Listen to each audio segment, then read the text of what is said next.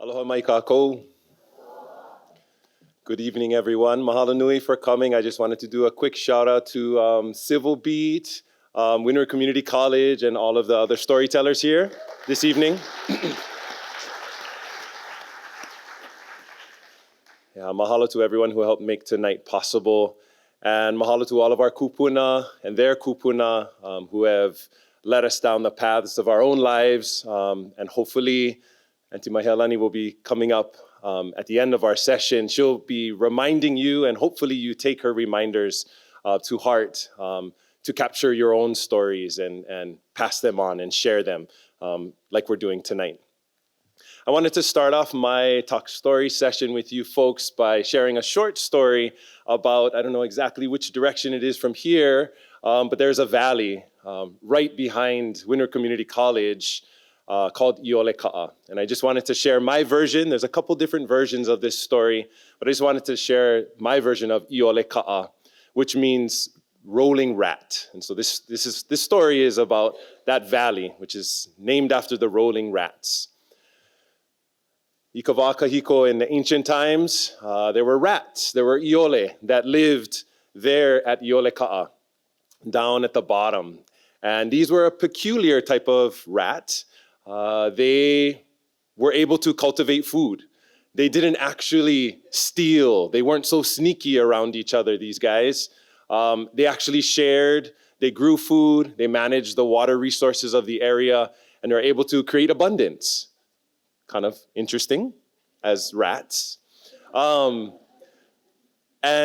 as such, because the aina there, the lepo, the dirt was so momona, was so productive, was so rich, their feet became stained black. Yeah, so we can call them the black-footed rats of the Ko'olau side of the island. On the other side of the island, the Ewa side of the island, the rats were more like normal, not so peculiar, sneaky buggers, stealing, running around, making any kind, moving around at nighttime, not sure what they're up to. But if you're from Ewa side, or especially central Oahu, what get over there? Plenty red dirt. So their feet were stained red. Yeah, so that was one distinction, one way to characterize the two different rats. One with black feet from the Ko'olau side and one with red feet from the Ewa side. So it just so happens there was a famine that came over the land, and the Ko'olau rats were able to continue to feed themselves because they were peculiar and they knew how to grow food.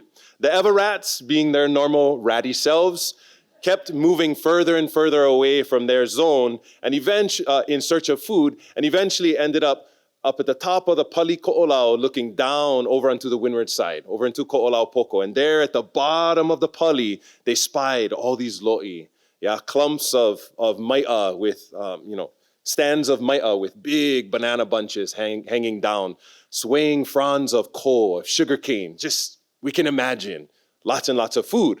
So the rats that were up, the Ewa rats with the red feet, were looking down, and they was going, oh, well, let's do what we do. Let's go take it. Let's go steal the food. So if you guys know anything about the windward side, you're looking at it from the ocean, looking at the Pali Ko'olau, it's very, very steep. Yeah, so very dangerous. So they had to slowly snake their way down to get to the bottom under the cover of night. Just before the sun rose, they took their food, whatever they could grab, and made their way back up the mountain. That morning, the black-footed rats of olaupoko woke up. Hey, who took our food? Who did? You, pointing at each other. No, wasn't me. They saw rat footprints on the ground, but it wasn't themselves. It wasn't anybody amongst them. So they said, a little bit interesting, this one. Let's see if this happens again the next night. It happened for a couple nights, and eventually they recognized, by kind of making pretend that they were sleeping and slept with one eye open, they could see that there was red feet running around. So they knew that wasn't of them. Yeah. They laid a trap for these Ewa rats. One final night, the Ko'olau rats went up to the top of the mountain to meet the Ewa rats. The Ewa rats, on their way down, bumped into the Ko'olau rats, and the Ko'olau rats said, hey, you guys come down and have some food? The Ewa rats were a little taken aback and whoa, why are these guys inviting us down to food? They don't even know who we are. That's not very rat-like. So The olaupoko rats, remember, they're smart buggers. They laid a trap for them. They invited them down. Come, follow us. But you gotta stick close to us because the trail is really windy and sharp and there's some slippery sections. So you gotta follow us. Eva Rat said, oh, sure, these guys must be our friends. You can see where this is heading. Olaupoko rats start racing, going faster and faster down the mountain. Eventually, and the Eva rats are following very closely. Eventually, they get to a sharp turn in the trail. The olaupoko rats know these mountains like the back of their hands, or paws, I guess. They make the turn. The Eva rats slip on a slippery rock. Olaupoko rats move to the side to the safety of a ledge.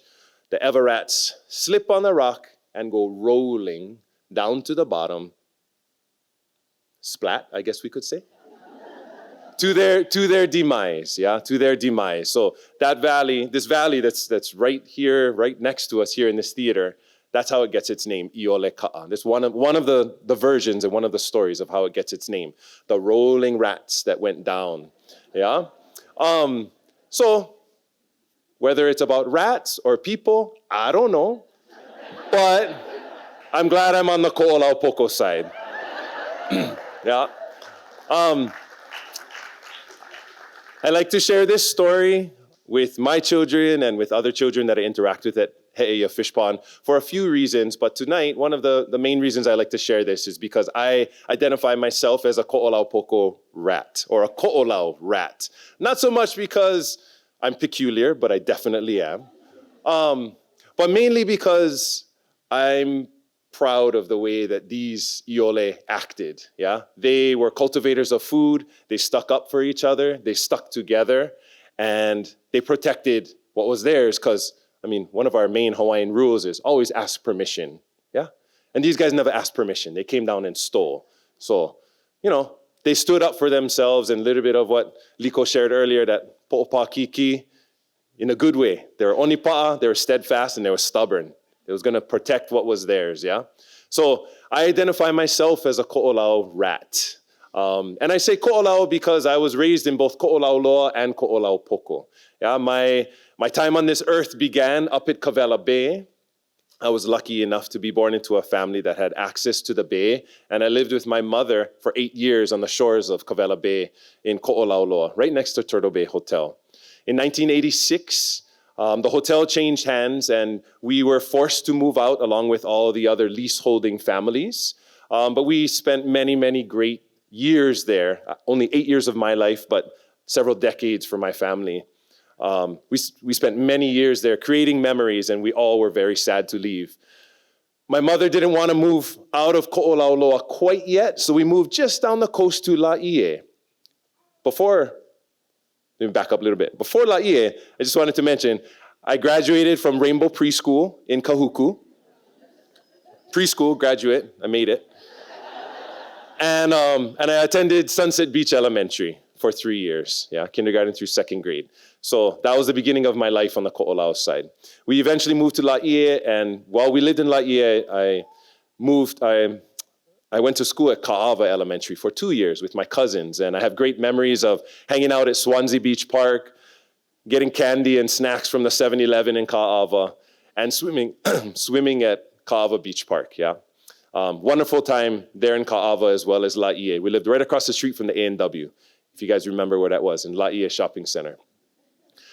After those 2 years in Laie, we eventually ended up moving in with my grandmother in Kailua, and I attended Kainalu Elementary for 5th and 6th grade. And so I moved into Ko'olaupoko at that time, and I was introduced to the Ko'olau weather, the rains of the windward side, and especially the beauty, which is etched in my mind, the beauty of the Pali Ko'olau. We stayed in Kailua in the Coconut Grove area through my high school years at Kamehameha and also through college and a few years afterwards.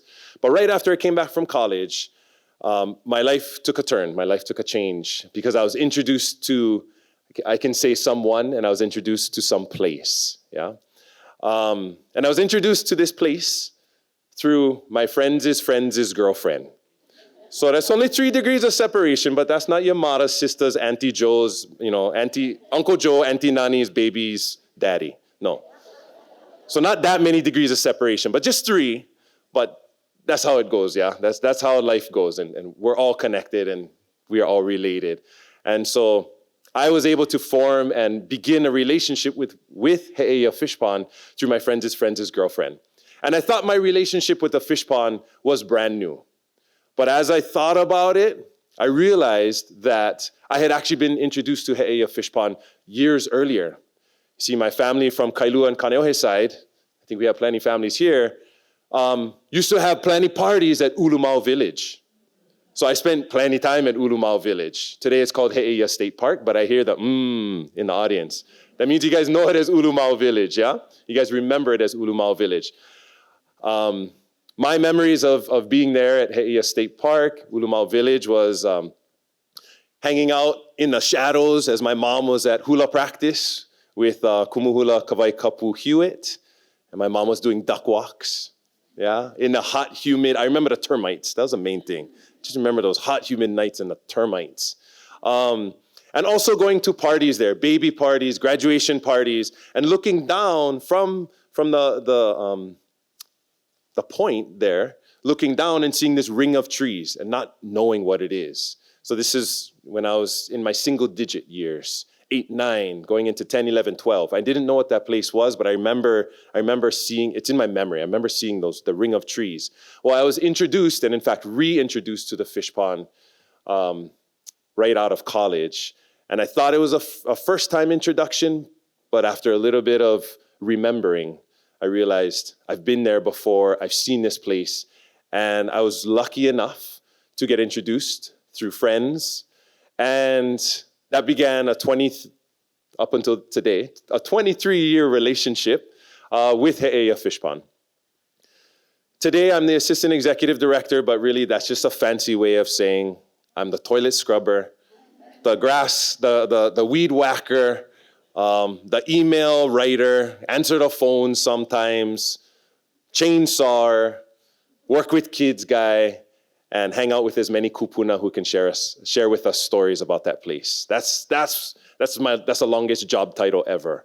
Our fish pond, this place, and I say our because it's a collective our organization is lucky enough to be the most current caretaker and kia'i and stewardship organization of it, but this fish pond is 800 years old.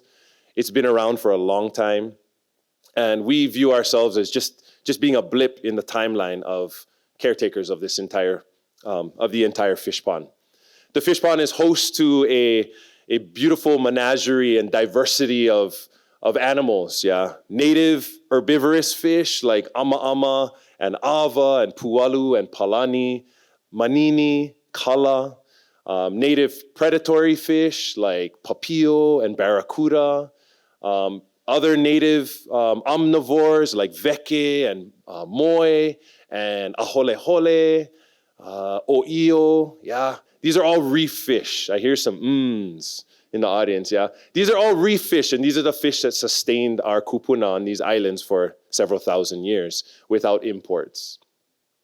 We are lucky enough to host people at that space and teach them about the pond and really just be the conduit so that they can learn about the place and experience the place and become sustained by it. Whether it be physical sustenance, if they're lucky enough to eat fish. We don't serve fish too often, but that was actually one of the beautiful things about COVID is that when we started to open back up, we had small community work days and we fed everybody fish. It was actually really, really awesome and made us feel real good. The place also sustains us mentally. There's so much to be learned there, and the space always sustains our spirit and uplifts us. A typical day, I would just like to share at that space, looks kind of like what I did today. I was wet and muddy 2 hours before I came here to stage because first thing in the morning, the tide was super low this morning, and I went out walking out on the reef to kind of check things out, do a morning kilo walk. By 9 o'clock, we had 120 students from Hawaii Baptist Academy. We were being a source of inspiration for the students, and yet we felt more like we were being inspired by them. After the students left, at about lunchtime, we started building our one small section of our wall that we're working on completing. We worked on that for about 2 hours. Then I quickly Drove to Waimanalo and got some fresh limu from one of our partners over at Oceanic Institute that's sharing limu with the community. Brought that limu back to the fish pond and put it out in some areas that we're planting in our fish pond. Then I quickly went home, showered, got here to the theater. So that's just a typical day for me. And I'm so blessed that I get to work in a space where some days I can dress up a little bit and put on an aloha shirt. But most days I can just be in my puka shirt and surf shorts and getting dirty, working with kids, and like I said, being inspired. One of the most inspirational things for me is having the opportunity to raise my children and be there with my wife and my extended ohana, as we are the live-in caretakers at the fish pond. And my daughter was actually born there 7 years ago now, just over 7 years. She was born there at the fish pond, and I believe that she's a part of a long lineage of the powerful female entities that inhabit that space.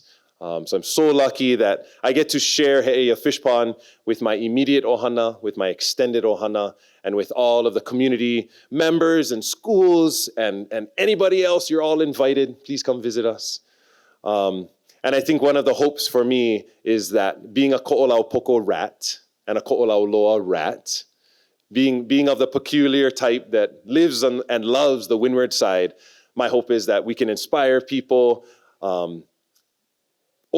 expand their minds, and get them to care about Heʻeia Fish Pond so that they in turn find their own special places that they can care about for generations to come, and continue to share stories and continue to perpetuate the traditions that keep us Hawaii.